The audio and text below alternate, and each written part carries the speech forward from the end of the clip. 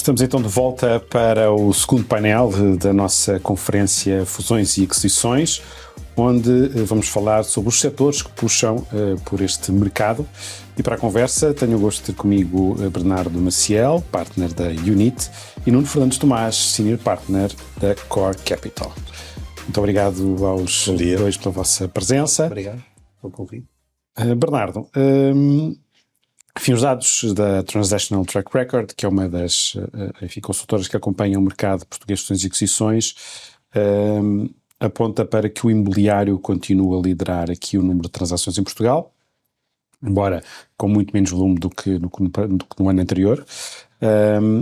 Seguem-se internet, software e IT sectors, distribuição e retalho e serviços financeiros.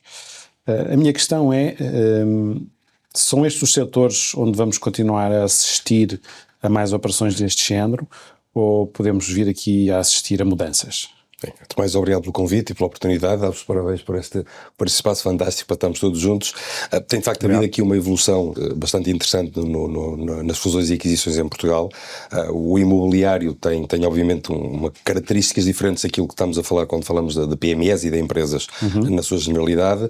Há de facto uma evolução do parque imobiliário em Portugal, já vinha do residencial e agora também de operações muito ligadas a setores empresariais, nomeadamente o turismo, onde o peso imobiliário é de facto relevante, e depois há discussão se há transação só do imobiliário ou também da gestão operacional destes espaços, mas depois também um conjunto de movimentos em alguns setores, e aí há de facto aqui diferenças bastante grandes. Há setores que pelo seu crescimento natural e pela oportunidade que encerram estão a ser alvo de transações. Estou a pensar nomeadamente na área do IT em concreto. Temos um ecossistema especial de startups que tem trazido essa dinâmica a nível internacional, mesmo ao nível das próprias infraestruturas tecnológicas que permitem criar ecossistemas especiais em Portugal. Isso tem sido de facto uma alavanca. E depois temos outras, pelas necessidades emergentes, umas mais estratégicas, diria eu, de competitividade e que urgem, na área industrial, seja por alterações ao nível do comércio internacional e aquilo que falamos também há pouco do acréscimo dos gastos operacionais, que obriga aqui uma dinâmica especial, e há depois estas mais ao nível da capitalização, que urge. Eu diria capitalização a dois níveis. Uma, também vindo de trás o tema dos custos económicos, custos financeiros, mas também de escala. E, portanto, estes são temas que têm arrastado aqui alguns setores. Eu diria que o setor industrial, seja pelo fator inovação, o IT que falávamos há pouco, mas também pelas dinâmicas internacionais, e depois todas as outras, uma questão de competitividade internacional, escala, que é um tema nosso recorrente em Portugal, de competitividade que é relevante. Vão continuar a condicionar estas operações. Nuno, estes são os setores em que deviam estar a existir consolidação ou outros em que ela faz mais falta? Bem, antes de mais, obrigado pelo convite e a oportunidade de estar aqui neste espaço fantástico do ECO. Parabéns ao ECO, que continua o seu caminho de crescimento. No fundo, o que vimos aqui falar hoje também é de crescimento. De uma forma ou de outra, é de crescimento sempre que falamos, ou que deveríamos ainda falar muito mais neste país. Começar por dizer que vou tentar aproveitar, eu estar muito ativo com os meus vários chapéus e tentar transmitir um pouco do que eu acho que, ou onde vamos ver as coisas acontecerem. Em que setores de atividade nós vamos ver mais atividade, na minha opinião. E para isso gostava de fazer um pequeno enquadramento. Nós vivemos nos últimos 3 anos uma coisa única na história. Conjugação em 3 anos de 2 cisnes negros. Nós já nem nos lembramos muito disso, mas a pandemia e a guerra na Europa foram 2 cisnes negros. E o mundo teve que se adaptar. E hoje em dia, como consequência, vivemos muito num regime inflacionista, de desglobalização e que puxa pela reindustrialização na Europa. O Bernardo há pouco já estava a tocar nesse aspecto, que é muito importante. Ora bem, reindustrialização, só isso vai fazer, e está a fazer, nós muitas vezes não nos damos a dar conta, nem sabemos avaliar o impacto do que o nearshoring está a bater em algumas pequenas indústrias portuguesas. De repente tiveram um primeiro trimestre e um final do ano 22 muito bom. Quais são as indústrias onde se nota mais esse movimento? André, pequenas indústrias que vão das mais variadas. Vários setores. Indústrias que de repente começaram a vender muito para a Europa, muito mais, para alguns países europeus. Portanto, aqui vamos ver com certeza muita atividade. nestas indústrias, muito interesse, sobretudo de fundos internacionais, já estamos a ver. Depois, eu diria que, tendo em conta os desafios para a próxima década, para a economia portuguesa, eu ponho dois desafios, eu diria, estruturantes ou de transformação, que é o da saúde, porque vem do envelhecimento da população. Quais são os dois grandes desafios, na minha opinião? O envelhecimento da população e a transição climática. É claro que há uma série de desafios, mas estes eu diria que são os transformacionais. No da saúde, vamos ver muita coisa como já estamos a ver, muitas operações no setor da saúde e setores contíguos ao da saúde. Eu próprio, no Fundo de Capital de Risco, já investi neste setor, como também já investi no segundo, transição climática e energias renováveis. Vamos ver muito esta procura por empresas neste setor, é porque é um fator relevante cada vez mais para as empresas portuguesas e também para atrair investimento direto estrangeiro, como o setor de saúde e apoio social à saúde. Aqui, a acrescentar, eu daria mais um, o da alimentação, setor agroalimentar. Porquê? Hoje em dia estamos todos preocupados com a soberania alimentar. E vai ser uma tendência que vai cá ficar para os próximos anos. Portanto, eu diria, onde eu vejo, talvez tenho que ter cuidado, onde eu vejo, na minha opinião, mais atividade é no setor agroalimentar, no setor da saúde, assim, um grande setor da saúde, no setor da transição climática e tudo o que esteja à volta disto, e especificamente em pequenas indústrias por causa do efeito de nearshoring. Eu diria que estes são onde vamos ver mais essas atividade. grandes tendências vão marcar a atividade nas Dito isto, e tens que mandar calar, senão não vou calar, que é a necessidade é across the board. Porque um dos dramas da economia portuguesa, há 3 dramas nas empresas portuguesas, no tecido empresarial português. Capital ou falta de capital, escala ou falta de escala, e falta de qualidade ou de gestão de qualidade. Há ótimos empresários, mas muitas vezes esses ótimos empresários têm um déficit de qualidade de gestão. Dito isto, estes 2 temas que para mim são fulcrais, que é capital e escala, e tem que se atacar isto. Portanto, a consolidação setorial é, eu diria, um desígnio nacional para a economia portuguesa. Se me permite, André, só para complementar um bocadinho o que o Nuno diz, de facto há esse tema de alguns setores onde Portugal tem investido bastante ao nível das infraestruturas ou dirigido algum capital, nomeadamente o tema da energia, e portanto vai criar aí dimensão. O tema da logística também é arrastado por algum desses fatores. Há depois esse tema da inovação que falávamos. Nós temos muitas pequenas empresas com muita capacidade de inovação, de investigação e desenvolvimento, e que esse nearshoring ou essa regionalização do comércio internacional pode alavancá-las sobretudo para os grandes players europeus, nomeadamente o setor da metalomecânica, dos moldes, da injeção de plásticos, setores um bocadinho mais tradicionais, mas continuam um bocadinho à frente no seu tempo. E depois há aqui um outro fator que penso que no painel anterior quer o António, quer o Pedro falaram, que é alguns movimentos europeus do setor financeiro e de private equity que podem condicionar ou corromper aquilo que é a nossa dinâmica nacional ou requisitos nacionais, nomeadamente de escala, de marca. Falavas do agroalimentar, que é relevante, onde temos também alguma tradição, mas falta-nos trabalhar o tema da escala e da marca, e estes movimentos a nível europeu podem condicionar e alterar um bocadinho que é o nosso ciclo natural de crescimento nesta lógica da M&A. Se eu deixa-me, posso responder, André, não quero cortar. Quando a conversa flui, para mim... Comigo flui sempre, portanto estou à vontade. Isto é que me mandar calar. Que é, eu gostava de dizer 2 coisas sobre isso. Não ouvi muito bem, porque esta sala de facto é muito boa, e estava ali fora quando cheguei. Sim. O que o António e o que o Pedro estavam a dizer. Mas sobre o que o Bernardo acabou de dizer agora, eu tenho aqui um tema. Eu não gostaria de ver muitas fusões no setor financeiro, nomeadamente no setor da banca. Ao contrário, muita gente defende. Porque reduz a concorrência. Mais do que isso. Reduz a concorrência, sim. Reduz a capacidade de conceder crédito às empresas portuguesas. Por causa de uma questão de limitação de risco. Isto é muito importante. Há muita gente a defender a concentração da banca, mas não leva em conta este aspecto muito importante para as empresas em Portugal. Cuidado! Portanto, este é um tema que eu gostava de ver consolidação em muitos setores, porque, como há pouco referi, a economia necessita mesmo de maior dimensão, de maior escala. Mas cuidado com o setor da banca. Essa é uma primeira opinião. sobre o que o Bernardo acabou de dizer. Sim, os critérios de exposição de risco, e o teu chapéu anterior há uns tempos atrás dá-te essa sensibilidade e de facto é relevante. Que a partir do momento que há uma concentração, tens um problema ao nível de concentração de risco para empresas que já têm crédito em vários bancos. E têm que cortar crédito. Numa fase que o crédito vai voltar a ser importante, por todas as razões e mais algumas, embora com custos financeiros elevados por causa da subida da taxa de juros. Este é um tema que eu queria referir. O outro tema que eu ia dizer agora, que era muito interessante, já me esqueci, mas... teremos a oportunidade, certamente, depois de voltar a ele mais à frente.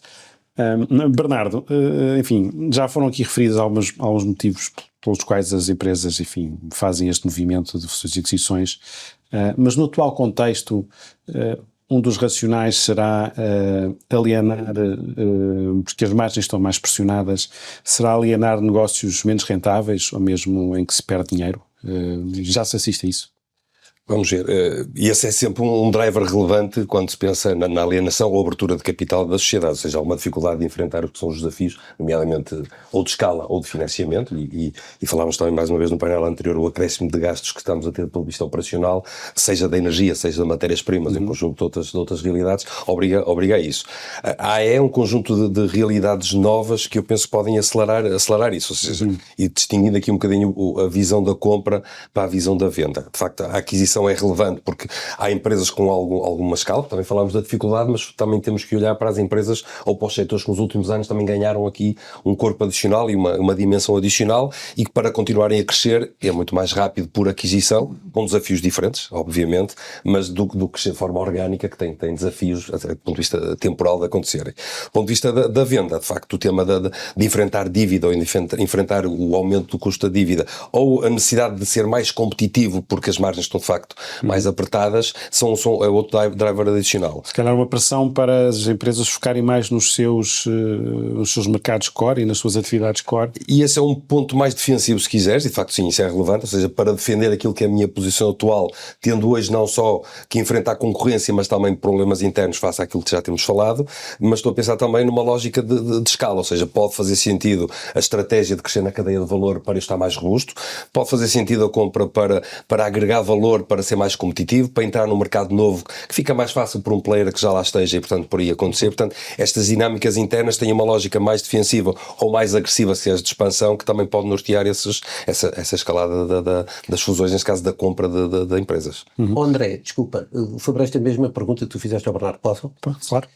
Acho que é um tema que, enfim, é interessante falar porque é muito recente. Isto é novo. Isto ainda não está na percepção geral. Como vocês sabem, a cultura portuguesa não é muito, eu diria, transacional, se posso usar esta expressão. Os empresários não gostam de vender as suas empresas, a gente provavelmente vai lá falar disso, vamos falar deste tema à frente. Eu se há um ano estava preocupado aonde é que iria e que oportunidades de investimento teria para o fundo, que agora arranquei, o fundo 2. Agora, de repente, nos últimos 3 meses estou a verificar, pela primeira vez que me lembro, e já estou há muitos anos neste mercado, também já sou relativamente velho, empresários a quererem vender os seus negócios. Isto é muito recente. Porquê? Apanharam um grande susto com a pandemia, apanharam um grande susto em 22 no início com o aumento dos preços de energia, conseguiram repassar as margens aos clientes, fizeram o melhor ano de sempre em 22 e agora estão a olhar para a frente e estão a ver tudo o que eventualmente poderá vir daqui, não vai ser fácil. Aumento das taxas de juros e de repente começamos a sentir oportunidades a aparecerem no mercado e empresários que nunca, e sempre disseram que nunca venderiam o seu negócio, a querer vender o seu negócio. Isto para responder à tua pergunta. Mas, eu fiz essa pergunta há bocadinho, mas o António quis fugir um bocadinho. Neste momento é sobretudo um bom momento para comprar e não para vender? Eu agora respondi de uma forma que... Também vais fugir à pergunta. Há político que é bom momento para comprar e para vender. Depende da tua perspectiva, depende do teu plano estratégico, depende do teu business plan. Não, agora estou a ser sim. Verdadeiro possível, porque depende dos fundos, depende da estratégia, enfim, se é um player estratégico, se é um player financeiro, depende de muita coisa, mas acho que é um bom momento para vender, como há pouco referi, como também pode ser um bom momento de entrada. Aquilo dizia há pouco, e desculpa-me, o António Ramalho dizia, é bom momento para vender, se for bom momento para comprar, é uma questão de equilíbrios de mercado, então são dinâmicas naturais. Se agora aproveitando aquilo que o Nuno também dizia há pouco, o tema sucessório, eu diria que era incontornável, até pelo nosso tecido empresarial. Nós vimos num contexto de anos 70 e 80 de self-made man, um conjunto de setores que hoje estarão no fim de gestão das suas sociedades, e estes últimos anos de facto assustam se calhar o património e aquilo, a riqueza que foram criando ao longo dos anos, e que a geração seguinte pode não estar disponível ou para opção estratégica de carreiras, ou disponível de exposição ao risco, que é aquilo que a família foi capitalizando ao longo dos anos. E hoje para a frente continuamos a ter imensos fatores de incerteza. Sim, e aquilo que teria algum aventureirismo no bom sentido do empresário português que construiu um conjunto de aglomerados industriais e empresariais interessantes, hoje não há tanta disposição para o risco, um conjunto de pessoas. E portanto essa noção de que o que eu tenho dentro de portas é um ativo transacionável, e não havia de facto isso, começa a haver essa percepção e essa procura. Nós trabalhamos muito na área da consultoria também no M&A, e quando olhamos para aquilo que são os planos de investimento para os próximos anos,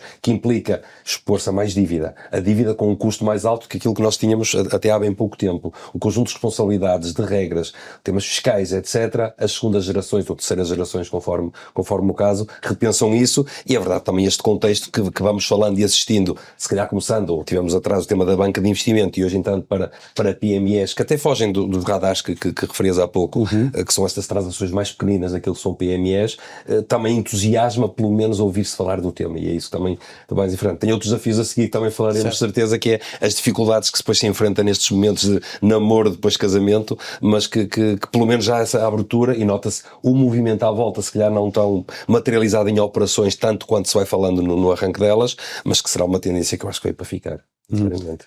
Eu queria justamente ir aí, segundo a Harvard Business Review, os estudos apontam para que entre 70% a 90% das fusões e aquisições falhem o seu objetivo. Que cuidados e que cautelas, o que é necessário para que estas operações sejam bem-sucedidas?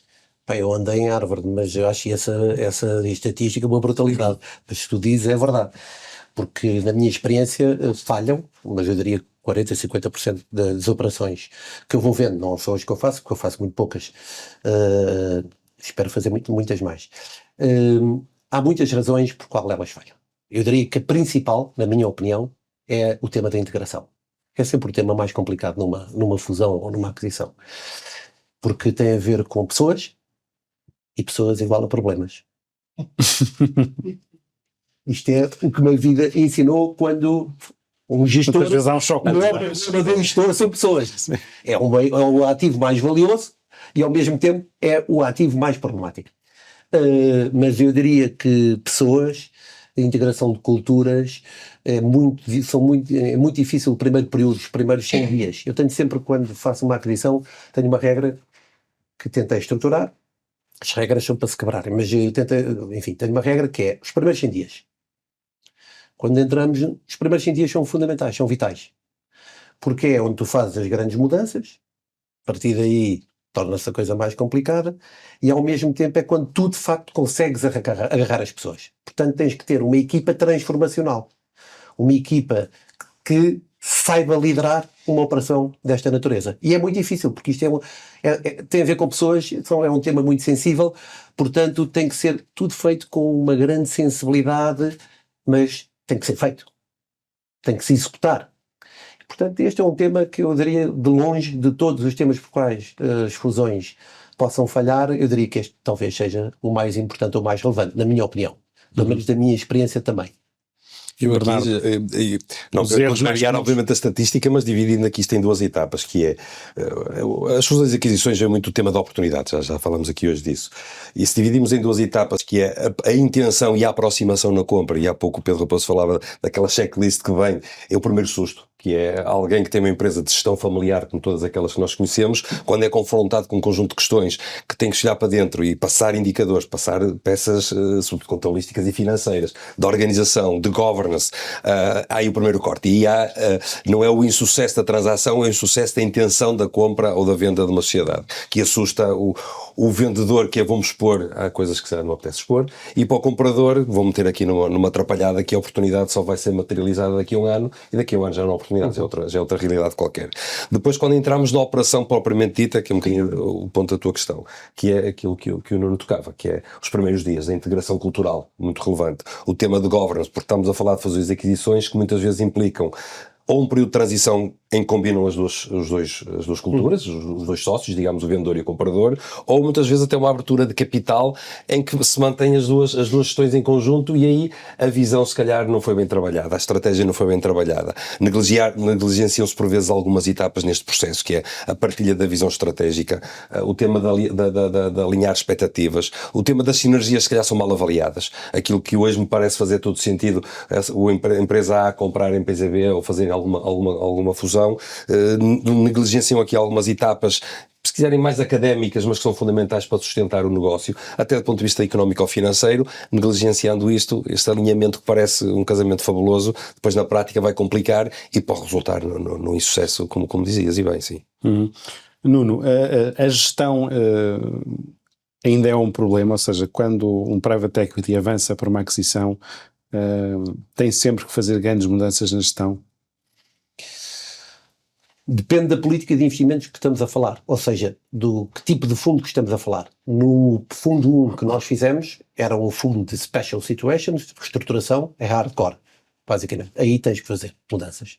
Aí tu entras para cortar, os primeiros dias são violentos, tens de contratar uma equipa de gestão, nós temos um acordo com uma headhunter, para não ter aquela tendência de substituirmos a quem sabe mais e melhor do que nós desta área, e trazemos equipas novas de gestão. Mesmo assim, estas equipas novas têm dificuldades em fazer um corte total, porque é sempre complicado, é da natureza humana, não é fácil. Ser reestruturador é uma tarefa muito complicada, é quase atuar em cenário de guerra, no teatro de guerra. Se estivermos a falar de política de investimentos diferentes, é diferente, se fizer buyouts, se fizer... Então aí posso contar com as equipas que lá estavam, e até naturalmente contarei com eles, e obviamente terei sempre pessoas da confiança. Provavelmente naturalmente o que acontece é substituir o CFO, o que é mais comum. O CFO é do fundo, mas o negócio pode muitas vezes continuar a ser liderado por quem já liderava. Mas isto tem a ver muito com a política de investimentos. Mas André, eu queria voltar um pouco, falei, e não queria passar uma mensagem errada, sobretudo desta coisa nova que sinto que está a acontecer, de aparecerem empresários a querer vender o seu negócio, mas acho que é uma belíssima oportunidade, tentei responder isso à tua pergunta, se calhar não fui tão eloquente, para comprarmos. E nós estamos a investir agora no Fundo 2 e estamos a ver ótimas oportunidades de empresas que precisam, de facto, de ganhar escala para competir internacionalmente. Eu acho que o desígnio nacional deveria ser transformar, isto é um clichê, mas acho que é mesmo, este clichê é útil, pequenas empresas em médias empresas, médias em grandes empresas e grandes empresas em globais. Isto deveria ser, enfim, esforço que o país devia fazer, que o governo eventualmente deveria ajudar, quando só desajuda. Mas isto para dizer que esta devia ser, enfim, um mantra. Este deveria ser o mantra de Portugal. E que entraves é que fez a isso? Vejo muitos entraves, até agora via, como há pouco dizia, mesmo uma cultura muito pouco, às vezes por razões de egos, outras vezes por razões de mismatch de preços, os empresários sempre acharem que os seus negócios valem 10 vezes mais do que valem. Epá, não se explica racionalmente por Chama-se que uma coisa vale aquilo que alguém está disposto a dar para ela, não é? Exatamente, por financials, mas há um racional para avaliar, não é? Nós temos que chegar a um valuation. E depois, quando de repente o dono do negócio pede 7, 8, 10 vezes mais, quer dizer, há ali um frio que entra, não é? Muitas vezes há operações muito interessantes, o interesse do lado da compra, o interesse do lado da venda, começa-se a evoluir e de repente na negociação chega-se a um momento que tudo louco, isto não paga esse preço. Esse preço, onde é que foi buscar esse preço? Passava-se muitas vezes isto. Pois egos, às vezes, o empresário que simplesmente não quer vender o seu negócio a outro empresário que quer consolidar para ter mais escala, para competir internacionalmente, para ter outra robustez, esse tipo não vende o negócio. Esse tipo era um concorrente. Qual é a razão? Não quer vender a quem? Quer vender a quem? Fundos eu não vendo. Players financeiros eu não vendo. Então depois não vendo a ninguém. Não vendo nem ao concorrente, um estratégico, e não vendo a um player financeiro, porque não quer vender a fundos. Havia sempre estes temas. Mas isso está a mudar? Não sei se está a mudar, não arriscaria a dizer isso, porque acho que a cultura é difícil de mudar, mas o que está a mudar, por aquilo que há pouco expliquei, é que estamos a ver agora, isto é muito recente, alguns empresários a quererem vender os seus negócios. E é uma ótima oportunidade para grupos poderem comprar alguns destes negócios para ganharem outra escala, terem outra robustez financeira para competir internacionalmente. Porque é um tema que é fulcral. Quando se incentiva as PMEs portuguesas a se internacionalizarem, eu já andei muito nessa batalha, já ajudei muitas empresas a se internacionalizarem, eu criei uma das primeiras boutiques financeiras em Portugal, em 2006, e ajudei muitas empresas a se internacionalizarem, e muitas PMEs morrem no processo de internacionalização. Porquê?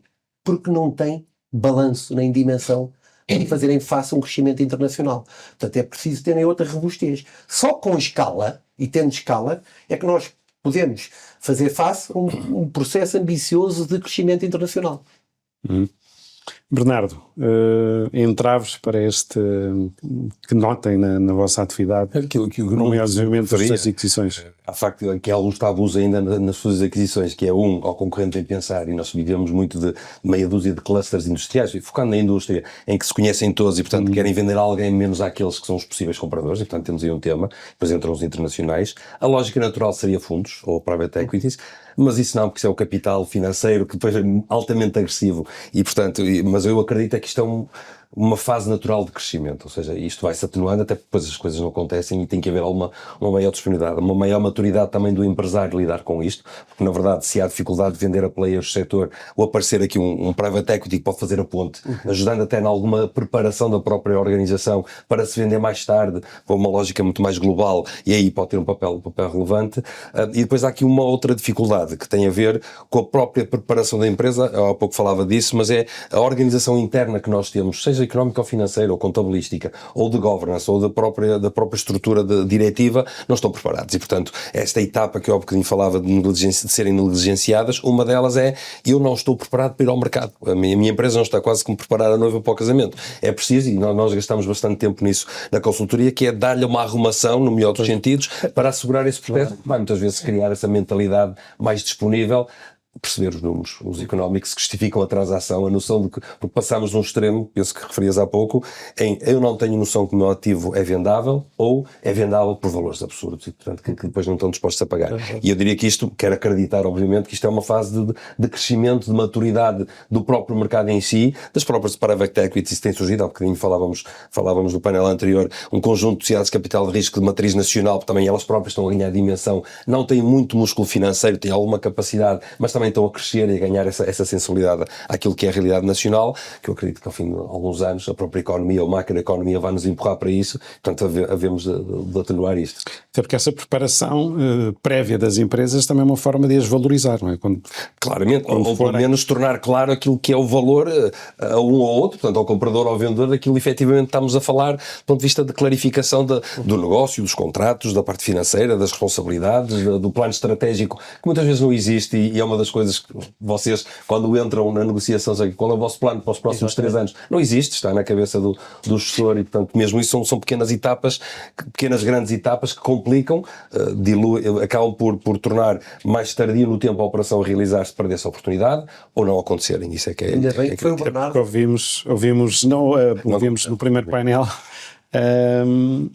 ser referido justamente a maior exigência que hoje em dia é colocada nessas operações, também dado este contexto de maior incerteza, e portanto as obrigações que surgem sobre quem também quer ser comprado são cada vez maiores. Agora vou fazer mesmo publicidade. Ainda bem que foi o Bernardo a trazer o private equity para aqui, porque eu estava naquela de vou, não vou, enfim, mas feito o disclaimer, que eu de facto sou sócio fundador de uma gestora de capital de risco, dizer 2 coisas. Uma, obviamente que ter uma indústria de capital de risco pujante vai terminar em um maior volume da Madeira.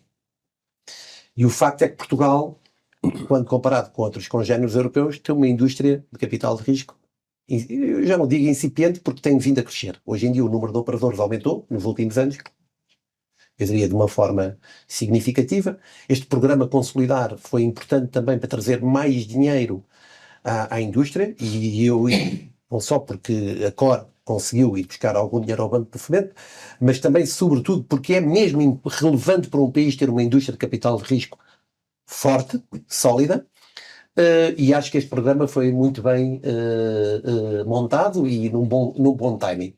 E vamos ver a consequência disso nos próximos anos, com o investimento que vai ser feito em vários setores na economia, fruto do programa Consolidar. E tem este nome porquê? Porque o objetivo, primeiro, do programa é justamente trabalhar a consolidação setorial.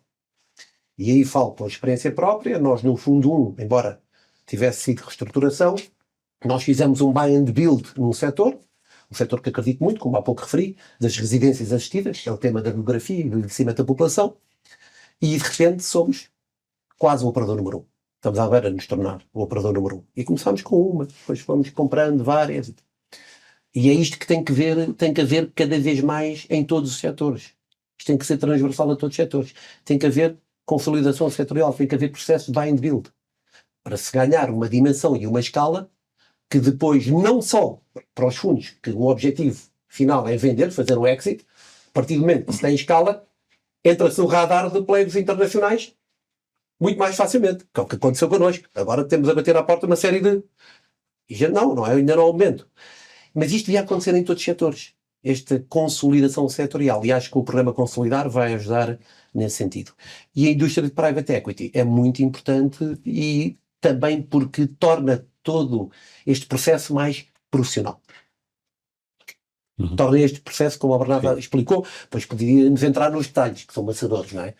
Os DDs, fiscais, financeiros, legais, obviamente quando há uma transação, quando há M&A, quando estamos a falar de grandes empresas, isto tudo já era feito e com rigor.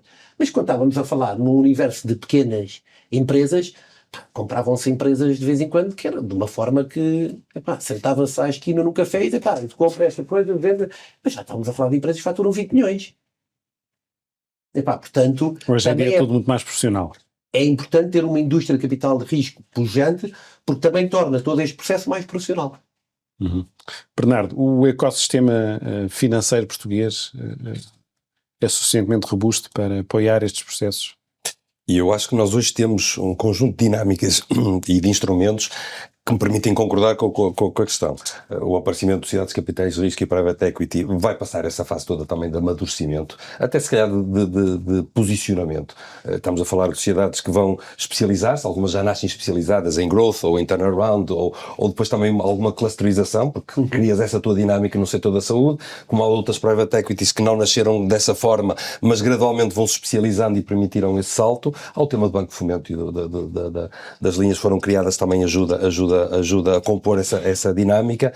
Há uma dinâmica especial que surgiu nos últimos anos, até foi tendo alguma polémica, os fundos de investigação e desenvolvimento, vulgares fundos CIFID, mas também que levantou bastante capital e que hoje, apesar de tudo, pode ser uma alavanca interessante nestes setores específicos.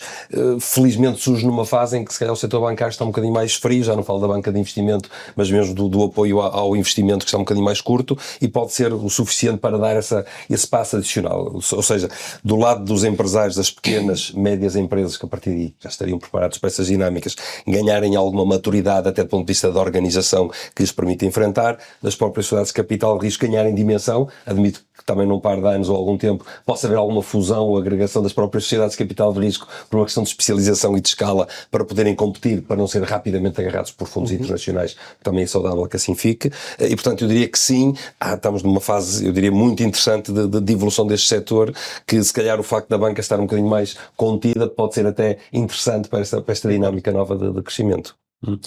Internacionalmente temos visto uma certa retração do private equity e dos montantes que são investidos, enfim, fruto do contexto de incerteza e instabilidade que temos vivido. Isso vai acontecer em Portugal? Está a acontecer em Portugal?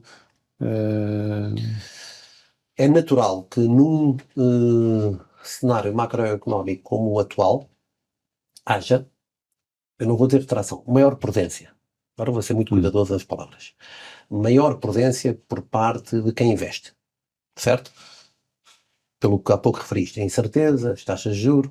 Mas os volumes de investimentos estão a baixar? Em Portugal há um caso muito específico neste momento, pelo que eu referi há pouco. Há um programa chamado Consolidar que, de certa maneira, injetou... É um suplemento. um suplemento vitamínico que injetou, ou não injetou, poderá injetar, tem que ter cuidado, na economia, um volume razoável de investimento. Dito isto, e agora para ser malandro na resposta, qual a melhor forma de ajudar as empresas que queiram fazer processos de aquisição e fusão nesta fase? Socorrendo-se justamente de parceiros financeiros como private equities, substituindo custos de financiamento da banca. O custo de capital é caro. Mas quando há uma incerteza muito grande e quando começa-se a tornar quase próximo do custo de equity, é uma boa altura para termos parceiros de capital de risco quando queres fazer um processo de aquisição. Uma empresa, imagina, industrial, quer comprar outra indústria, pode emparcerar com um private equity e esse private equity funciona como parceiro financeiro para alavancar a transação. Para fecharmos, só para olhar um bocadinho para o futuro, Bernardo, que tendências é que vê a desenharem-se neste setor que ainda não tínhamos abordado? Eu vejo aqui, pegando até no tema anterior, eu acho natural o baixarmos o valor médio das transações, porque deixámos de transacionar EDPs e RENs e passámos a entrar nas PMEs e, portanto, naturalmente isto vai desequilibrar do ponto de vista matemático a dimensão, que é bastante interessante. O que é que eu, enfim, mais uma vez também sem bola de cristal antevejo, é uma maior arrumação, se quiserem, na prateleira dos instrumentos financeiros, ou seja, é mais claro hoje para o mercado quem é que pode operar em que necessidade de capital, essa arrumação que o Nuno falava há pouco, entre banca, entre private equities, entre Portugais 2030, quando estamos a falar de investimento, etc. E depois do lado das próprias empresas perceber a que supermercado financeiro é que se devem dirigir, porque têm os seus planos muito mais organizados.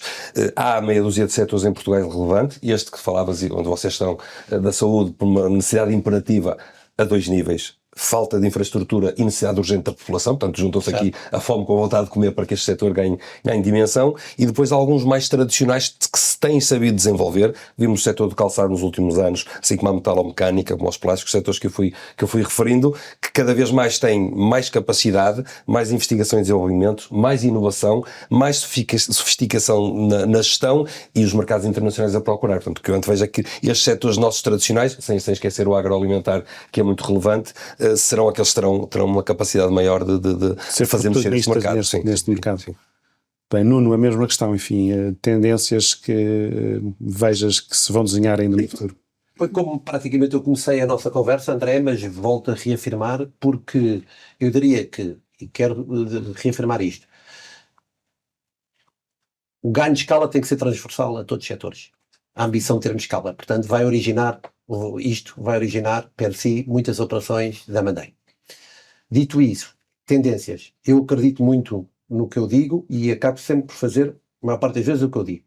O nosso fundo investiu justamente nas residências assistidas, em energias renováveis, em agroalimentar, nos cogumelos frescos. Portanto, eu tento fazer o que acredito.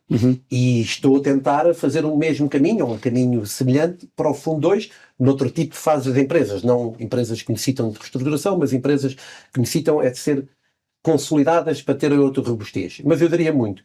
O setor da tecnologia, como o Bernardo disse, porque não se consegue fugir hoje em dia tudo o que é tecnologia. Agroalimentar, claramente, por causa do tema da soberania alimentar. Saúde e tudo o que esteja ligado ao envelhecimento, acho que vai ser uma coisa grande, porque não tem como dizem os brasileiros. E o tema também da transição climática, tudo o que está ligado a energias renováveis. Eu acho que eu diria que estas são as grandes macro tendências. Muito bem, assim terminamos, enfim, com a resposta ao tema do nosso painel. Os setores que puxam pelas suas aquisições, enfim, serão certamente Muito obrigado a todos pela vossa presença. Nos próximos dias vão poder assistir a esta conferência no site do ECO e também a uma talk de António Costa, diretor do ECO, com o Miguel Azevedo, chairman do City Investment Banking para a EMEA, onde terão ver um retrato global do M&A. Muito obrigado a todos.